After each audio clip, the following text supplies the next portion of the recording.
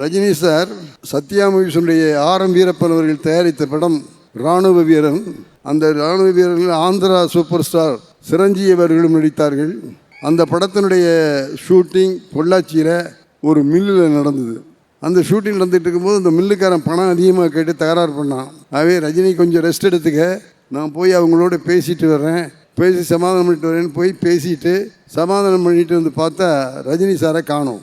இவர் எங்கடா போனாருன்னு தேடினா அங்கே கிட்டத்தட்ட மூட்டையாக நெல் மூட்டை அடிக்கிருக்கு. அந்த மூட்டை மேலே படுத்து ஒரு மனுஷன் நிம்மதியாக தூங்குறான்னா அவனுக்கு மனசில் கவலையே இல்லாமல் இருந்தால்தான் தூங்க முடியும்.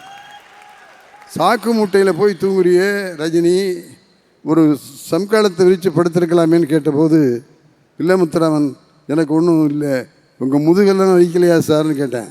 அரிக்கலைன்னாரு. அது எப்படி சாக்கு மூட்டையில் படுத்தா அரிப்பு வரும்ப்பா அப்படின்னேன்.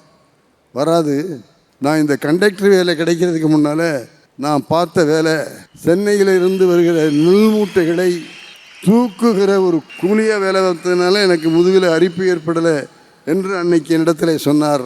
அந்த கூலி 50 வருடங்களுக்கு பிறகு இன்னைக்கு இந்த கூலியாக உட்கார்ந்திருக்கிறார்.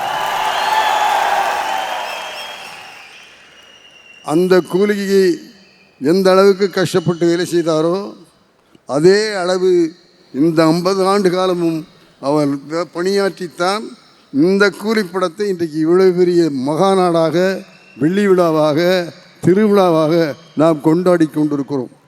அன்றைக்கும் இன்றைக்கும் என்றைக்கும் சூப்பர் ஸ்டார் என்று பேர் வாங்கியிருக்கிறார். அதெல்லாம் சும்மா வந்தில்லை.